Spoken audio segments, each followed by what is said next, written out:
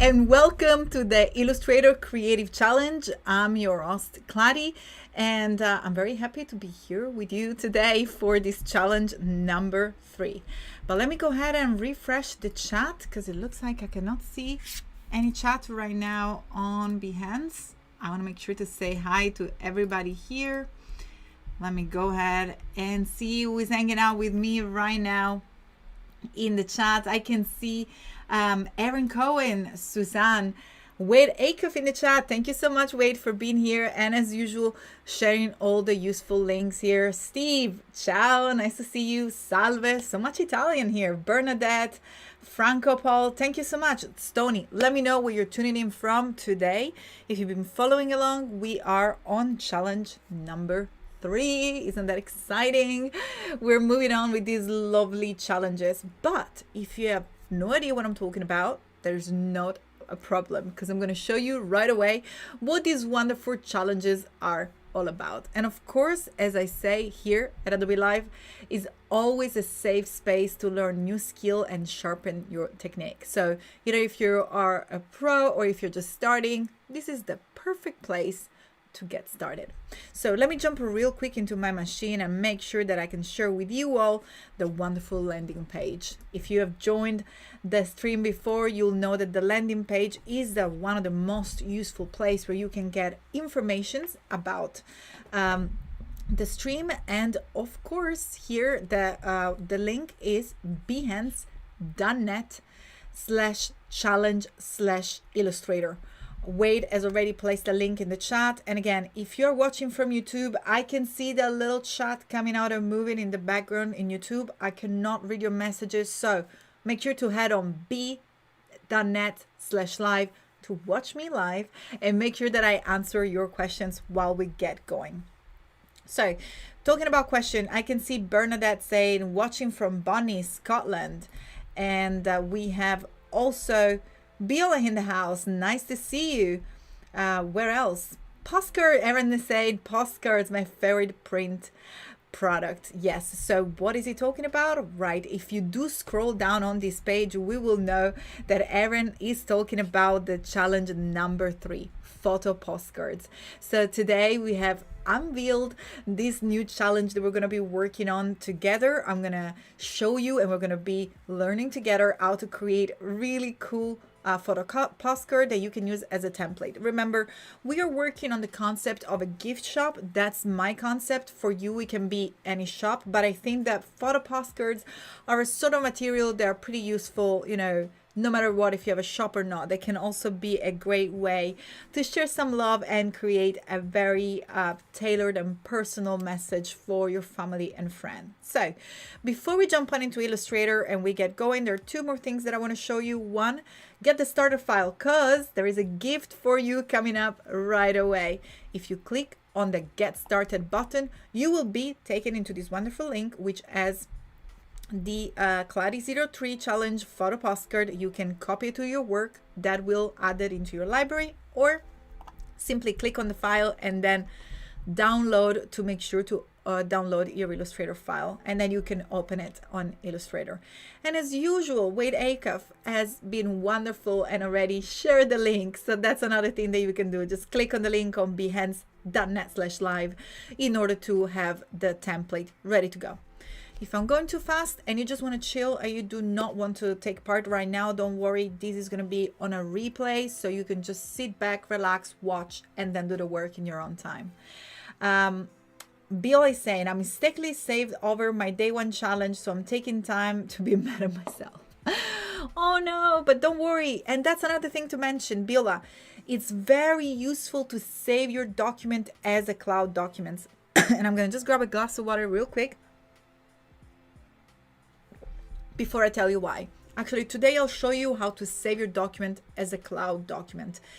Working with cloud documents will allow you to access history of your document. So if you would have saved as a cloud document, not only you can access from anywhere in your, anywhere you are, everywhere in any sort of desktop or laptop, and anytime, anywhere, pretty much, but also you'll be able to go back into history in the history of the document. So let me show you that in just a second. Before we get going, remember, another wonderful place where we like to hang out during these challenges is our community chat. So click on the community chat, or simply you can head on the bit.ly/AI, that's a capital A and a capital I, Discord.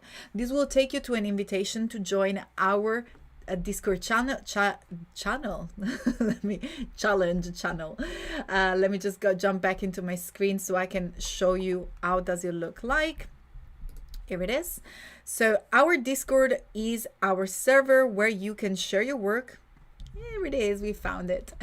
That's the place where you can share your work. As you can see, we have all the Instagram highlights from yesterday. It's a wonderful community, it's a wonderful place where you will have feedback and tips from a very broad international community of students, professionals, but also we have all the mentor, Andrew O'Cradle, Jack Watson, Maddie Baird, Randall Casey, Rocky Rogue, Ryan, Salvi, Sean. I'm so sorry if I say your name wrong. I'm always very concerned about that.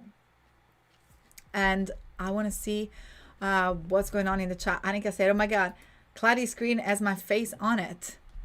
Where are you, Annika?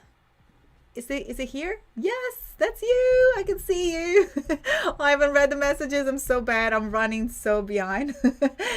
But super cool. Anyway, fantastic. Thank you so much for joining. I look forward to read your messages. I just recognized you right away.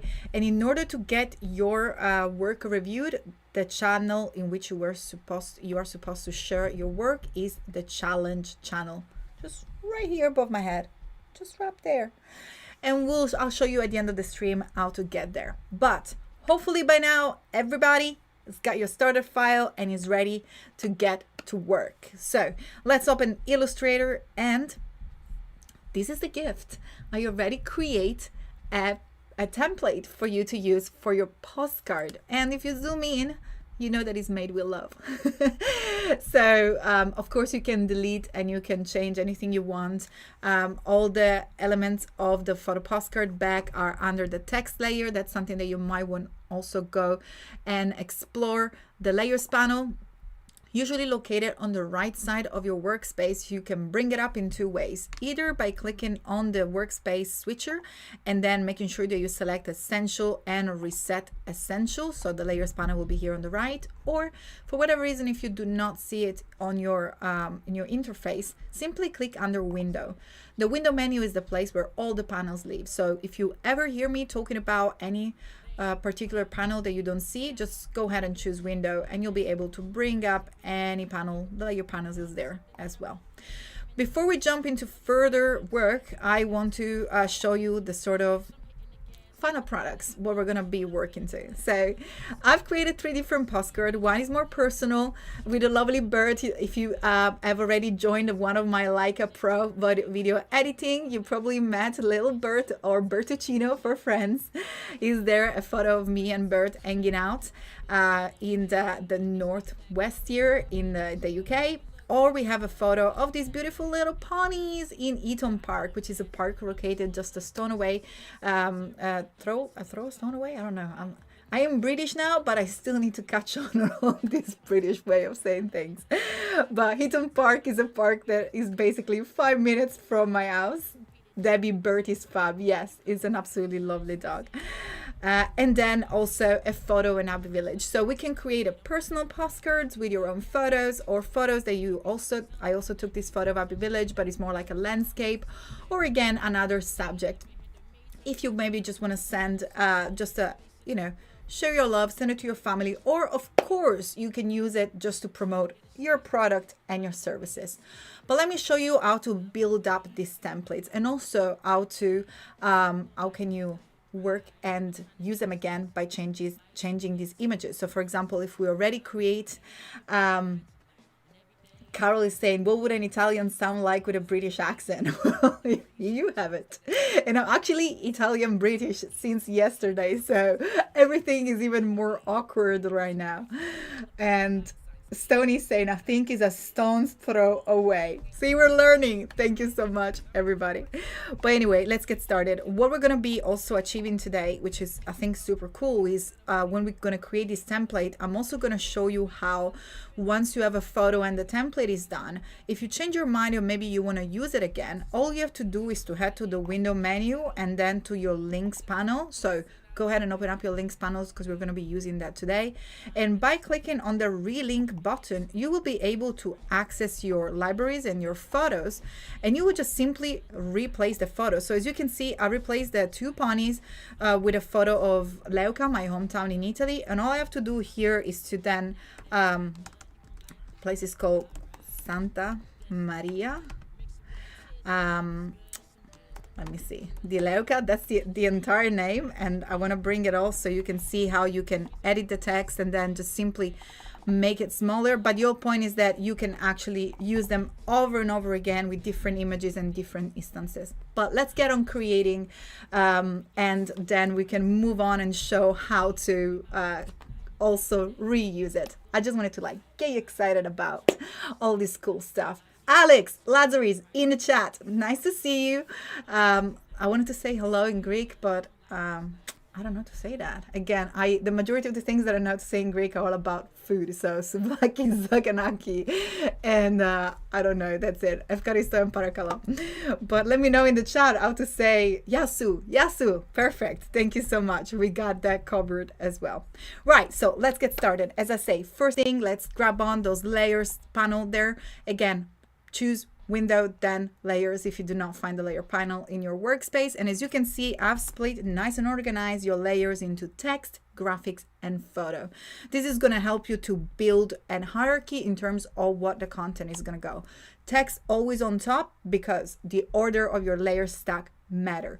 In fact, if we do jump into the preview file here, if I do go ahead and bring the layer with the text at the very bottom, look what happened. All the text disappear. In fact, all the images, layers, vector, photos, graphics that are contained in our layer are displayed depending on the order of the layer stack.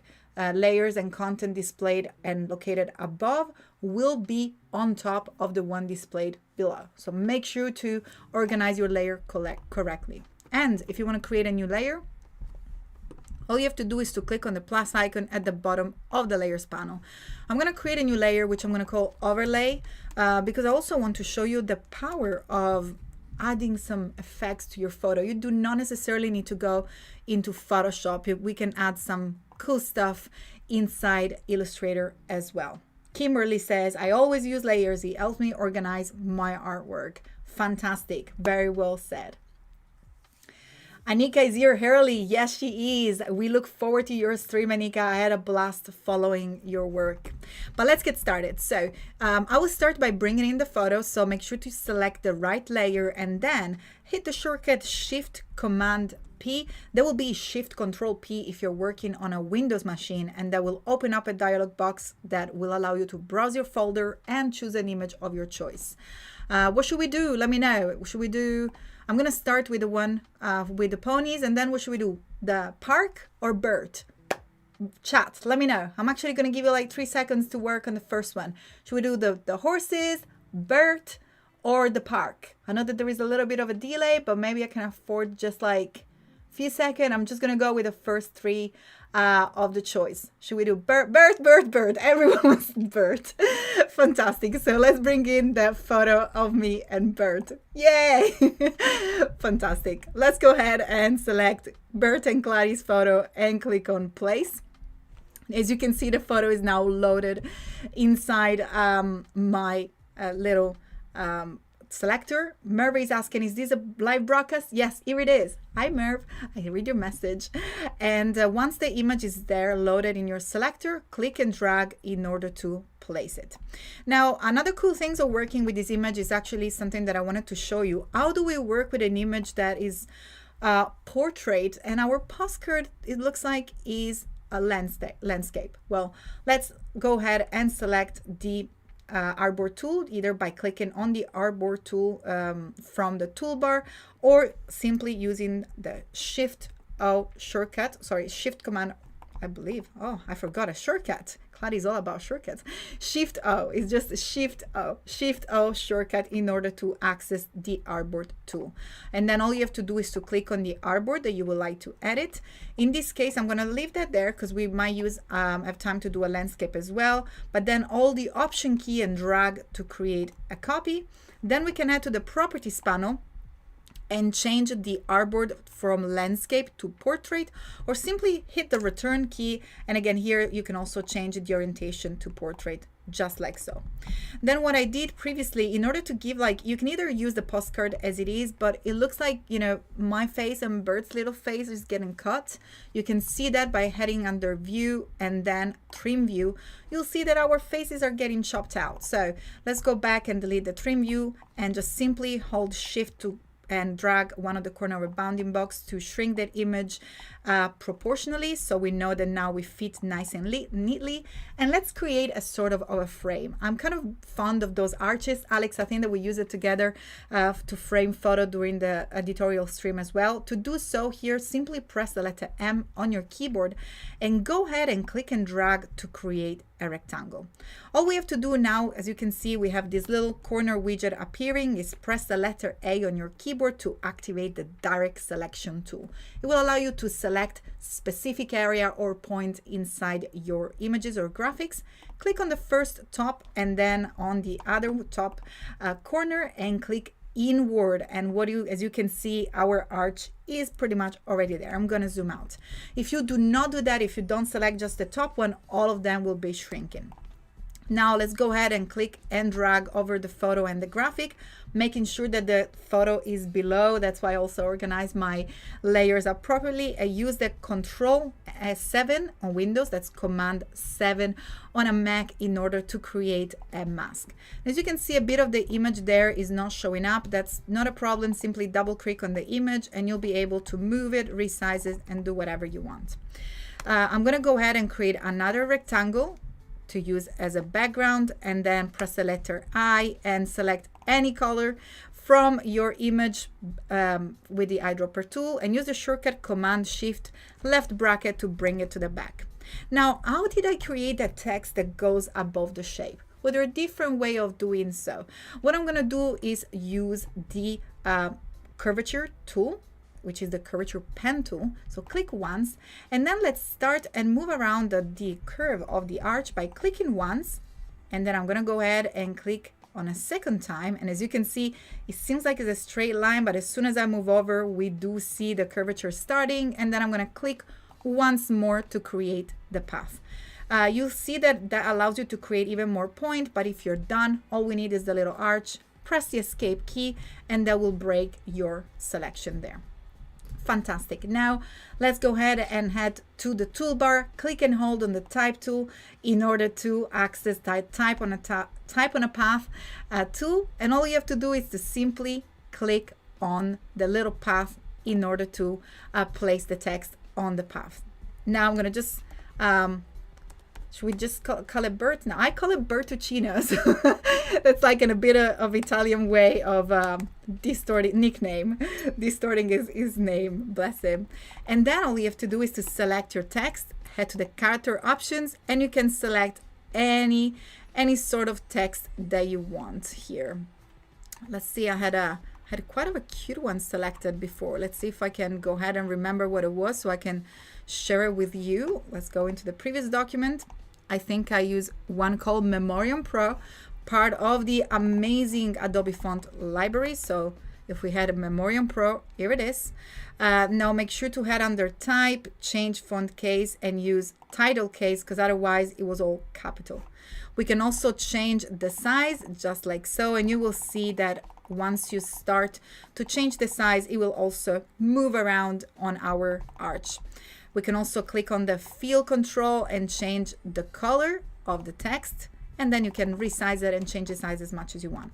But most importantly, what I suggest you to do when you're done with your text is use all these little areas here in which you can move around the beginning at the end of the text. That will allow you to use then this middle stroke and make sure that you do center the text on the arch, just like so. And so now I know that the text is actually located on the very top. If you've not been organized, you can always come back, and as you can see, we can select the text is selected here on our layer and simply drag it into the correct layer, just like so. And we were talking about how to change and replace different areas, so different photos. All you have to do, as you can see, once we place an image, is already showing inside our links. If you're sure that that's the image that you're going to use, you can select it and then click on the flyout menu and then click on embed image, and that will make sure that the image is part now of your file. So if I share the file with someone else, even if they don't have the photo will appear still in their computer. Otherwise, if you want to replace the image, so we can go ahead and change it right away, click on relink, just like I did before, and we can perhaps choose the horse images now or whatever other photo you like. And here it is. You can change this, but most importantly, I know I do have just 1 more minute. I really do want to show you that. What I will suggest you to do is to head to the toolbar and select the artboard tool, hold shift and drag to create a copy. So what I want to show you is that now we have 2 instances of photos here. What you can do is to click on any of the photo and use the go to link icon, just right there is above my head, and that will show you and isolate which image we are selecting. So it's telling us, hey, these images, they look the same, but they're 2 different instances. This is the one that we're going to replace. So we already created a template. There is no need to create an arch. We still want to keep the Bertuccio postcard there, but then we can go ahead and relink and use the one with the little horses and click on place, and we can call this one Heaton Park. Oops. And make sure to press Command A to select, or Control A to select the text. And it looks like in this case, we need to make the text a little bit smaller, just like so. And you can also change, of course, the color of your background. Again, simply clicking on the background, and from the appearance panel, change the color of the fill by selecting any color of your choice, just like so. But real quick, what I wanted to show you is how to add an overlay. That's super fast. Let's go into the layer, select the overlay layer so we know that we are building on top of the photo. Press the M key to bring up the rectangle tool and click and drag to create a rectangle that will be over the photo. Now from here, you can select any color you want. Perhaps we can select like a brown color, just to give it like a little bit of a tint over an effect. And then all you have to do is to head to the properties panel and head under opacity and use the blending mode in order to create a blend mode that will go over the image.